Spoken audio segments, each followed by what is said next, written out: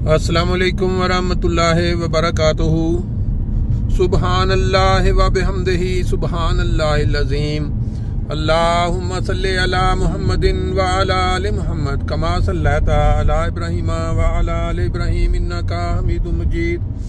अल्लाहुम्मा बारिक अला मुहम्मद व अला आलि मुहम्मद कमा बारिकता अला इब्राहीम व अला आलि इब्राहीम इन्नका हमीदुम मजीद। दोस्तों, आज 27 मार्च 2024 और गालबन आज 16वां, अगर गलती नहीं लग रही, 16वां रोज़ा है। आखिरी अशरे की तरफ हम बढ़ रहे हैं, लेकिन इस वक्त हमारे सामने मस्जिद करीब आ चुकी है, तो हम सल्ले अला का जो विर्द है उसके साथ अपना ये सफ़र जो है इसको मस्जिद तक पहुंचाते हैं। बाकी इंशाल्लाह फिर उसके बाद दरस होगा, वो पहुंचाएंगे, फिर सैर होगी। सल्ले अला नबीना सल्ले अला मुहम्मदिन सल्ले अला हबीबना सल्ले अला मुहम्मदिन।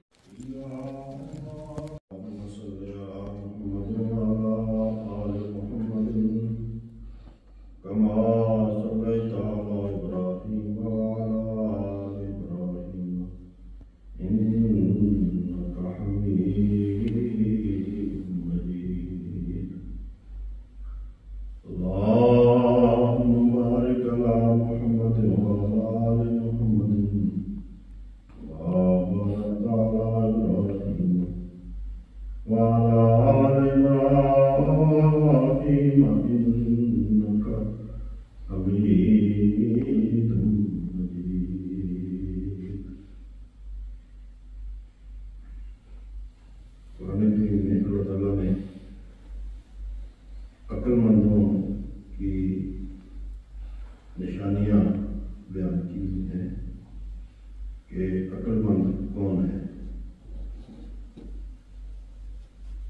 फरमाया कि अक्लमंद वो है जो अल्लाह ताला का जिक्र करते रहते और हर हालत में उनकी जुबानें अल्लाह ताला के जिक्र से पुर रहती हैं।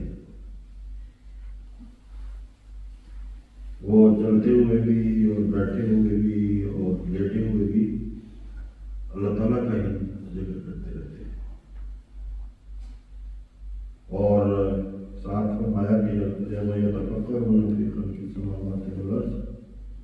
और इसी तरह ज़मीन व आसमान की पैदाइश में वो फिक्र भी करते हैं, गौर भी करते हैं, और जब वो गौर करते हैं तो फिर इस नतीजे पर पहुँचते हैं और बेख्तियार उनकी ज़ुबानों से ये अल्फाज निकलते हैं कि रब्बना मा खलक़्ता हाज़ा बातिला, कि हमारे रब, ये कायनात तूने अबस और बगैर किसी मकसद के पैदा नहीं की, ये सारा निज़ाम बातिल तौर पे पैदा नहीं हुआ, बल्कि तू ऐसे काम से पाक है कि तू बगैर किसी मकसद के और फजूल कोई काम करे।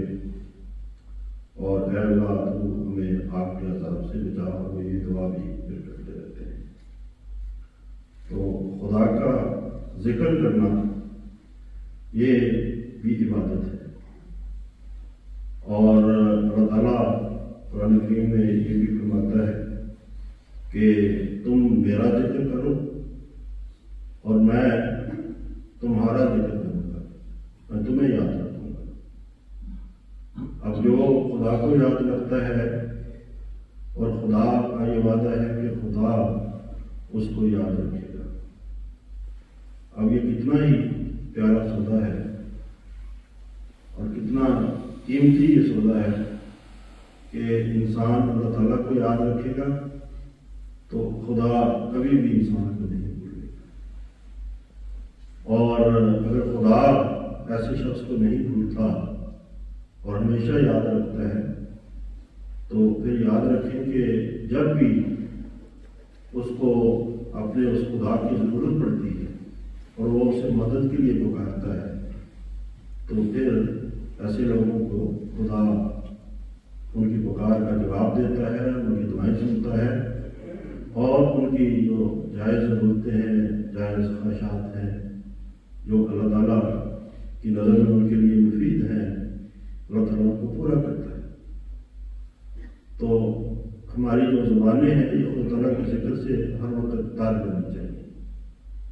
نمازیں، عبادات کے علاوہ بھی اٹھتے بیٹھتے چلتے پھرتے انسان اللہ تعالیٰ کا ذکر کرتا رہے، اور افضل الذکر لا الہ الا اللہ، یہ سب سے بہتر ذکر لا الہ الا اللہ ہے، اور یعنی مکمل توحید کے اوپر انسان کا ایمان ہو، اور وہ کسی اور کو خدا تعالیٰ کے سوا اپنا الہ نہ بنائے، اپنا معبود نہ بنائے، اپنا مقصود نہ بنائے، اپنا مطلوب نہ بنائے، بلکہ ایک ہی ذات ہو جو ہمیشہ اس کے سامنے ہو، جو جس کی طرف اس کی طلب ہو، جس کو اس نے اپنا مقصود بنایا ہوا ہو، اور اپنا معبود بھی اسی کو ہی بنایا ہو۔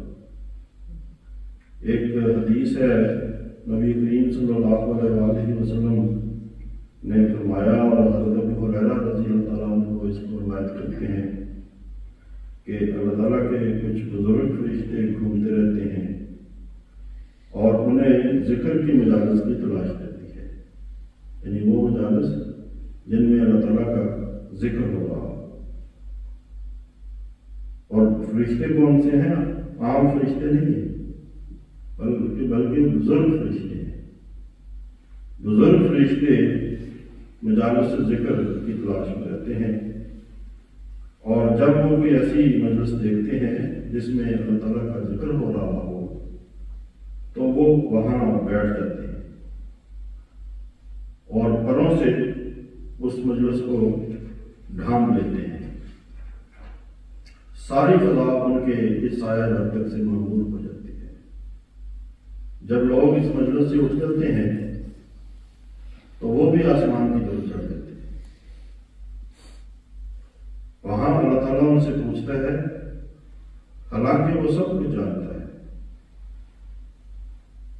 کہ کہاں سے آئے، وہ جواب دیتے ہیں، ہم تیرے بندوں کے پاس سے آئے ہیں جو تیری تسبیح کر رہے تھے، تیری بڑائی بیان کر رہے تھے، تیری عبادت میں مصروف تھے، اور تیری حمد میں رطب اللسان تھے، اور تجھ سے دعائیں مانگ رہے تھے۔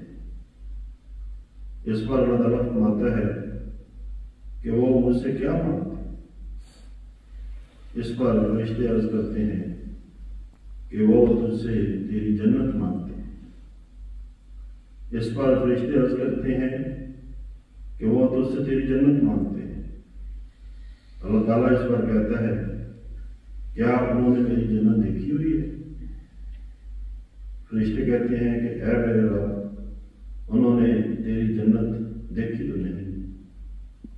اللہ تعالیٰ کہتا ہے اس پر کہ ان کی کیا کیفیت ہوگی اگر وہ میری جنت کو دیکھ لیں، یعنی بن دیکھے وہ جنت کو طلب کر رہے ہیں، اور اگر انہیں میری جنت کا پتہ چل جائے کہ وہ کیسی خوبصورت جگہ ہے اور کیسا وہ پیارا مقام ہے، تو پھر ان کی طلب کیسی ہوگی، پھر ان کی طلب کی کیفیت کیا ہوگی۔ پھر فرشتے کہتے ہیں وہ تیری بنا چاہتے ہیں۔ اللہ تعالیٰ اس پر کہتا ہے کہ وہ کس چیز سے میری بنا چاہتے ہیں؟ فرشتے اس پر کہتے ہیں تیری آگ سے وہ بنا چاہتے ہیں۔ اللہ تعالیٰ کہتا ہے کہ کیا انہوں نے میری آگ دیکھی ہے؟ فرشتے کہتے ہیں دیکھی تو نہیں۔ خدا تعالیٰ فرماتا ہے ان کا کیا حال ہوتا اگر وہ میری آگ کو دیکھ لیں۔ پھر فرشتے کہتے ہیں وہ تیری بخشش طلب کرتے تھے۔ اس پر اللہ تعالیٰ کہتا ہے کہ میں نے انہیں بخش دیا اور انہیں سب کچھ دے دیا جو انہوں نے مجھ سے مانگا، اور میں نے ان کو بنا دی جس سے انہوں نے میری بنا طلب کی۔ اس پر فرشتے کہتے ہیں اے ہمارے رب، ان میں فلاں غلط کار شخص بھی تھا، وہ وہاں سے گزرا اور ان کو ذکر کرتے ہوئے دیکھ کر تماش بین کے طور پر ان میں بیٹھ گئے۔ اب وہ گنہگار بھی ہے اور ارادتاً اس مجلس میں نہیں آیا، بلکہ جلدے جلدے ایسے تماشا دیکھنے کے لیے وہ اس مجلس میں آ گیا اور آ کر بیٹھ گیا۔ تو فرشتے اللہ تعالیٰ سے پوچھتے ہیں کہ اس کے بارے میں خدا کا کیا فیصلہ ہے؟ تو اس پر اللہ تعالیٰ فرماتا ہے کہ میں نے اس کو بھی بخش دیا، کیونکہ یہ ایسے لوگ ہیں، یعنی وہ جو ذکر الہی کر رہے تھے، انہوں نے مجلس لگائی ہوئی تھی، یہ ایسے پیارے لوگ ہیں کہ ان کے پاس بیٹھنے والا بھی معدوم اور بدبخت نہیں رہ سکتا۔ یہ دیکھیں کیسی پیاری یہ حدیث ہے، اور کس طرح نبی کریم صلی اللہ علیہ وآلہ وسلم نے اس چیز کو واضح فرمایا کہ خدا تعالیٰ کی ذکر کا ذکر اور اس کے ذکر کی مجالس میں ہے، یہ خدا تعالیٰ کو بہت پیاری ہے۔ اور جب بھی کہیں ایسی مجالس لگتی ہیں اور لگائی جاتی ہیں جن میں ہمارے اجلاسات بھی شامل ہیں، تو وہاں انسان کو کشاں کشاں چلے جانا چاہیے، اور دنیا داری کے جو کام ہیں ان کا حرج بھی کرنا پڑے اور حرج کر کے بھی جانا پڑے تو ضرور ایسی مجالس میں شامل ہونا چاہیے، اور ایسی مجالس کو جنت کے باغات قرار دیا گیا۔ اور نبی کریم صلی اللہ علیہ وسلم نے فرمایا کہ ان باغوں میں خوب چلا کرو، خوب ان میں شامل ہوا کرو، اور وہاں جا کے ذکر الہی میں شامل ہوا کرو۔ تو اللہ تعالیٰ کرے کہ ہم اللہ کا ایسا ذکر کرنے والے